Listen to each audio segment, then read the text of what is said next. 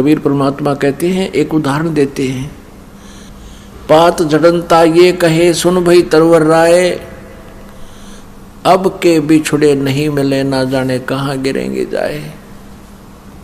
जैसे एक परिवार के सदस्य की मृत्यु होती हो, कोई ऐसी बीमारी हो जाती है कब मृत्यु निश्चित है, फिर वो मन में विचार करता है, भगवान ना पता है कहाँ जन्म होगा, कहाँ जाऊंगा।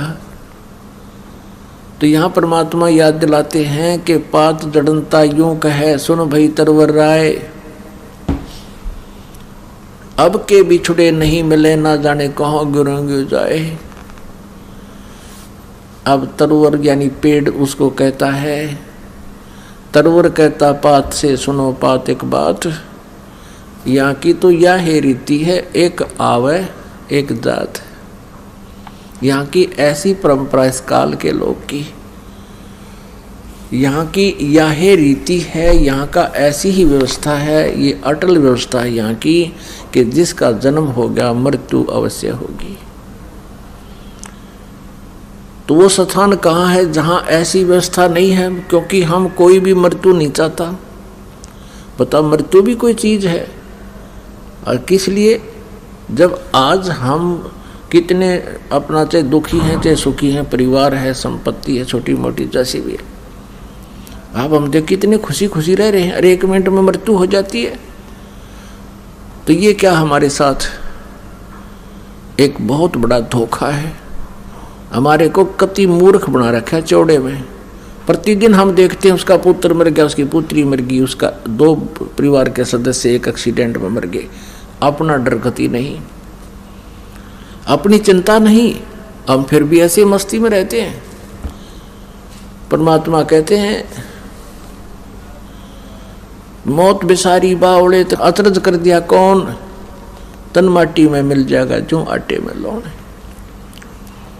एक बार युधिष्ठिर जी से यक्ष ने प्रश्न किए थे कि इस विश्व में सबसे बड़ा आश्चर्य क्या है। युधिष्ठिर जी ने उत्तर दिया था कि सबसे बड़ा आश्चर्य ये है कि हम प्रतिदिन अन्य को मरते हुए देखते हैं, परंतु अपने मरने की चिंता कभी नहीं होती। तो यहाँ परमात्मा कबीर जी कहते हैं कि मौत भूल गया बावड़े, तने अचरज किया कौन, और तन माटी में मिल जाएगा जो आटे में लौन।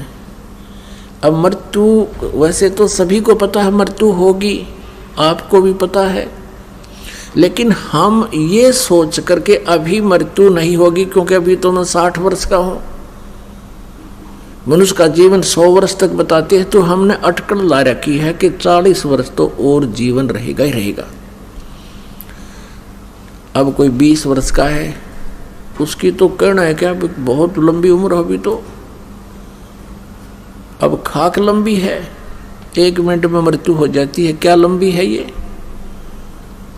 न जाने काल की कर डारे किस विध ढल जा पासावे, और जिनाते सरते मौत खुड़क दी उन्हानू केड़ा हासावे। एक समय आदरणीय नानक साहिब जी के पास जैसे भगतजन जाते हैं संतों के दर्शनार्थ, कुछ तो अनुयायी होते हैं, कुछ अन्य आ जाते हैं श्रद्धालु। वो पूछते हैं कि हे प्रभु, आप कभी हमने यानी खुशी दिखाई नहीं दी, कोई विशेष आपके चेहरे पर विशेष खुशी के चिन्ह नहीं, आप मायूस से रहते हो, क्या कारण है। तब तो उन्होंने कहा, नानक साहब जी ने कहा कि ना जाने काल के कर डारे, और किस विध ढल जा पासावे, जिनाते सरते मौत खुड़क दी उन्हानू केड़ा हसावे। अपने आत्मा के संतों को पता हो जाता है कि यहाँ किस चीज़ पर खुशी मना रहे हैं, क्या पर बैंड बाजे बाजे शायद विवाह होता है, जब धरती आकाश ये कर दे हैं मूर्खता के कारण ये प्राणी। और आजकल तो एक बीमारी और नई लागी डीजे बजाने की, और एक और नया सांग करने लग गए सारे नाचने बार, बेटा वीर बेटी भी, बाप वीर माँ भी, कंदर हो गए सारे बिना ज्ञान के। शर्म रही ना लाज रही।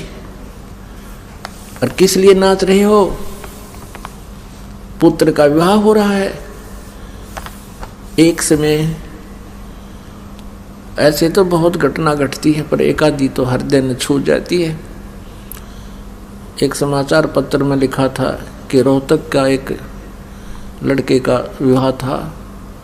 पहले दिन के चित्र ले रखे थे, डीजे बना के बचा ला के नाच रहे थे, डांस कर रहे थे, मस्ती कर रहे थे। अगले दिन बारात जानी थी सवेरे। कलानौर के पास रोहतक से 20 किलोमीटर दूरी पर, 15-20 किलोमीटर की दूरी पर एक कस्बा है कलानौर, उसके पास एक्सीडेंट हो गया। दूल्हा भी मर गया, 4-5 और मर गए। एक ही सदस्य, एक ही घर के 3 सदस्य, 2-3 सदस्य मर गए। अब पहले दिन तो वो डांस हो रहा था और फिर वो टक्कर मार रहे। अब कर लो डांस। तो संतों की बातों पर विचार करना चाहिए जब भक्ति करना चाहते हो। परमात्मा का आदेश है और महापुरुषों ने भी यही ज्ञान दिया है कि यहाँ कोई भी चीज ऐसी नहीं है जिसके ऊपर आप खुशी मना सकते हो। परमात्मा कहते तुम तो एक पुत्र और उसके ब्याह में फूले नहीं समाते। 1 लाख पूत 1.25 लाख नाती, उस रावण के आज दीवान बाती। कैसा काल की करड़ाई आई। 1 लाख पुत्र थे, 1.25 लाख एक से एक शक्तिशाली और समृद्ध रिश्तेदार थे। आप जी का हमारा तो एक कोई रिलेटिव अच्छा कोई MP MLA हो जाए, हम तो फूले नहीं समावा और धरती तोल जाना, जाने के गलतियां कर दें। तो परमात्मा याद दिलाते हैं 1 लाख पूत 1.25 लाख नाती, उस रावण का आज दीवान बाती। क्या कहते हैं? आवत संग ना कोई जात संगाती। रावण के 1 लाख पुत्र थे और सारे मृत्यु को प्राप्त हुए राम रावण युद्ध में, और उसका कोई दीपक जलाने वाला शेष नहीं रहा और फुल्ला नहीं समावा था। मेरे 1 लाख बेटे, किसी का एक पुत्र हो जाता है तो वो एक बड़ा खुशी हो जाता था। और अभी 20-30 वर्ष पहले, 40 वर्ष पहले तो जितने पुत्र हो जाए उतने थोड़े, और जितने ज़्यादा पुत्र हों उतना गुणा खुश फूला नहीं समावा मानस। व्यक्ति की ऐसी स्थिति थी। अब परमात्मा कहते हैं 1 लाख पूत 1.25 लाख नाती, उसका आज की कोई दीपक लाने वाला नहीं। इस काल के लोक में किस वस्तु को तुम अपनी मान कर भूल रहे हो भगवान, और बैठ गए जम के यहाँ पर। ये स्थान तुम्हारा नहीं है, ये ठिकाना तुम्हारा नहीं है। या तो मनुष्य जीवन इसलिए मिला था कि आप परमात्मा को याद करो, भक्ति करो। परमेश्वर कबीर जी ऐसे बताने आए थे अपने बच्चों को कि तुम मेरी संतान हो, तुम सतलोक में रहा करते थे, वहाँ तुम्हारी जन्म मृत्यु नहीं होती थी और वहाँ कोई कष्ट नहीं था, किसी चीज़ का अभाव नहीं था, अकाल नहीं गिरते थे, फ्लड नहीं आते थे, भूकंप नहीं आते वहाँ पर। सदाबहार पेड़ वृक्ष, सदाबहार हर वस्तु। तुम उसको छोड़कर वो सुख यहाँ तलाश कर रहे हो। ये तलाश, ये सुख नहीं है। वहाँ सबका अमर शरीर है, आपका परिवार है, आपके वहाँ पूरे महल के महल खाली पड़े हैं।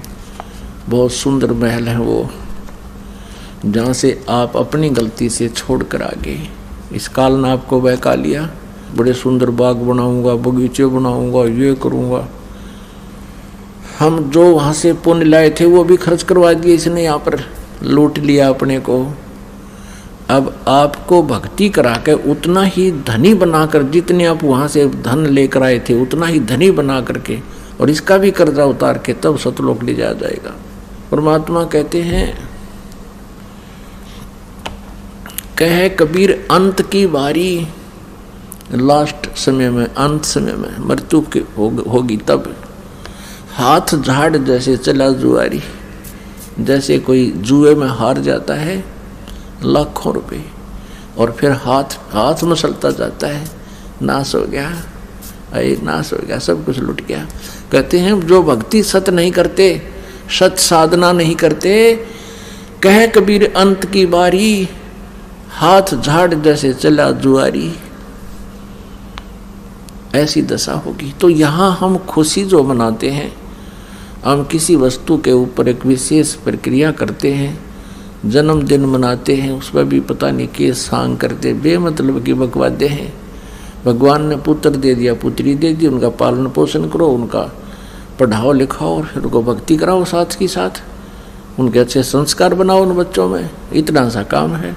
फिर उनका विवाह कर दो और अपना भक्ति करते रहो, वो भी भक्ति करें, आप भी करो, आप भी पीछा छुटाओ, उन बच्चों को भी उसी दिशा में रखो।